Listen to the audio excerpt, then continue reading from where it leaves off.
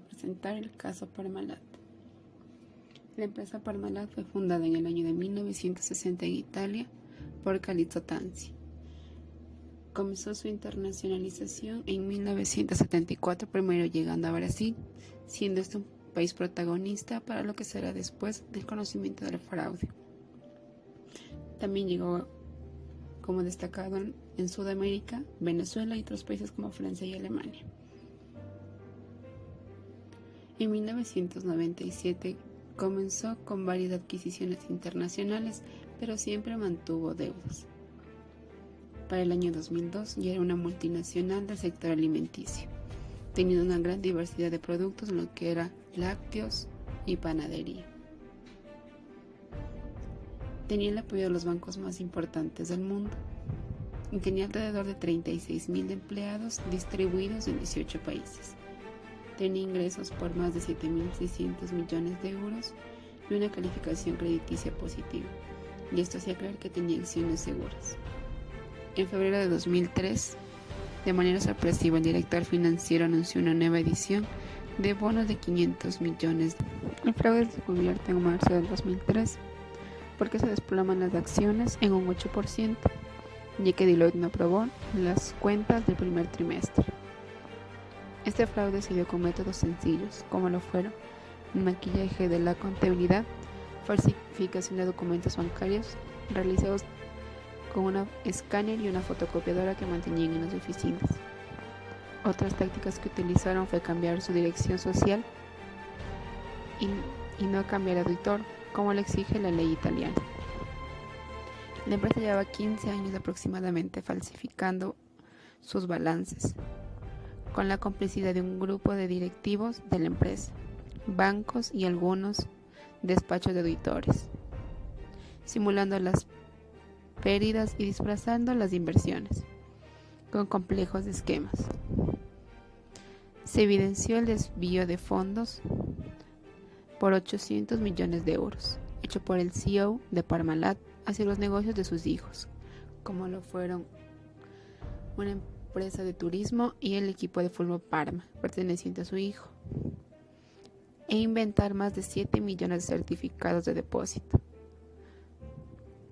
Los cargos que se les imputó fue de falsedad contable, estafa y sustraer fondos de la empresa. En Italia el gobierno aprobó un decreto, ley, que aseguraba la continuidad de la empresa y también aseguraba los puestos a los trabajadores. Además, la ley se fue adecuando para que no vuelva a repetirse la historia y se aprobó un decreto ley para ayudar a las grandes empresas que se encuentren en los mismos problemas y los tiempos de intervención sean cortos. La firma auditora PricewaterhouseCoopers informó que la insolvente empresa Parmalat tenía una deuda de más de 18 millones de dólares. Esta cifra es 8 veces más grande de lo que había informado la compañía. En base a todos estos problemas, un control interno administrativo que pudo haber impuesto a la empresa es tener estándares de selección de personal, acuerdos de fidelidad y valores institucionales que estén ligados a la transparencia, el respeto. Control contable. Como pudimos observar en este caso, la caída de la empresa Parmalat fue principalmente causada por los fraudes que ellos realizaron en el área contable y financiera y administrativa, empezando primero por la emisión de bonos que en ese momento no tenían fondos, puesto que la empresa ya tenía una pérdida de años, y causada también por la caída del 8% de sus acciones, del valor de sus acciones, después de que la entidad regulatoria de Italia negara sus informes de cuentas del primer trimestre del año 2013. Algunos de los métodos que realizaron fue en sí el maquillaje de contabilidad, como fue los recibos bancarios falsos, documentación bancaria ya de años que presentaban falsa y complicidad entre las partes internas o externas, ya sean pertenecientes de la propia empresa como personas ya de alto rango, al igual que bancos estuvieron involucrados en este tipo de fraude. Algunos de los métodos de control interno que habíamos propuesto en esta parte contable fue una de la separación de tareas, lo cual implicaba dividir la responsabilidad en el proceso contable, hacer que más personas cometan los menos errores posibles y así se evitaba incluso fraudes, lo cual también agregaba la posibilidad de que nuestros propios compañeros puedan revisar algunas acciones críticas que se realizan en la empresa. También teníamos las auditorías físicas, lo cual nos ayudaba a tener un estudio manual del efectivo y el estado directamente de la empresa, como sus cuentas y operaciones, y nos ayudaba a ubicar directamente las variaciones indeseables en los procesos que la empresa realizaba. Control previo. Se debió tener un control previo en la contratación del personal administrativo, ya que fueron ellos, personas sin ética y moral, quienes dieron una mala administración en la parte financiera de la empresa. La emisión de bonos. No se debieron emitir tantos bonos debido a que no se tenía una suficiente liquidez en la empresa. Se debió tener un previo presupuesto o un previo análisis sobre los bonos emitidos.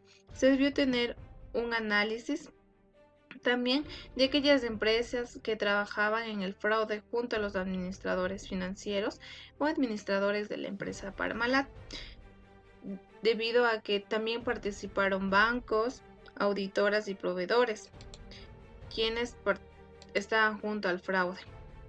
Se debió contratar empresas auditoras confiables, debido a que era una empresa en constante crecimiento, ya se venía fundando en 18 países. Se debió tener una auditación interna correcta y así no estar maquillando los estados financieros o ingresos de dinero que se daba en la empresa. Control concurrente. Para comenzar, ¿qué es este tipo de control? Bueno, este tipo de control es aquel que se genera en una empresa cuando las actividades están en curso para lograr mejores resultados. Es decir, se supervisarán todas las actividades para lograr con lo prometido. Dicho esto, en el caso Parmalat pude observar el principal problema de ellos, que fue el fraude. No solo con la entidad en sí, sino con varias entidades externas. Para comenzar y evitar esto, se pudo elegir un auditor de confianza para supervisar todos los libros contables que la entidad entregaba. También por parte interna de la empresa, el personal pudo dar una alerta al ente regulador mientras sucedían estas actividades ilícitas, y así evitar tantas pérdidas y que el personal no se viera tan afectado.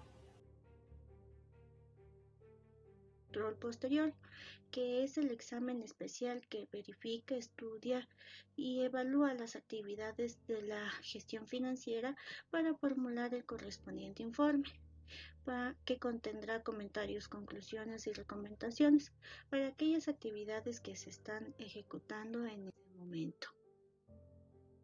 Esto hubiera ayudado a efectuar oportunamente los correctivos correspondientes para evitar la desviación administrativa o el perjuicio sea mayor, que de esta manera se puede identificar y sancionar a los responsables según el caso merite. Por ello es necesario que se disponga la prohibición de la salida del país a todos los funcionarios hasta 2 años después de haber desempeñado el cargo, a fin de que se haga efectiva la responsabilidad determinada en el control posterior de los recursos y fondos de la empresa. Como conclusión podemos ver que esta empresa Parmalat se fue al caño muy rápidamente debido a sus varios fraudes y fallas de control interno que tuvieron, su preocupación por el estado real de la empresa y por las ganas de querer ganar más a base de engaños, pudiendo incluso así terminar como terminaron en la bancarrota, en la quiebra, y si hubiesen aplicado correctos métodos de control interno, hubiese sido toda una historia diferente. Muchas gracias.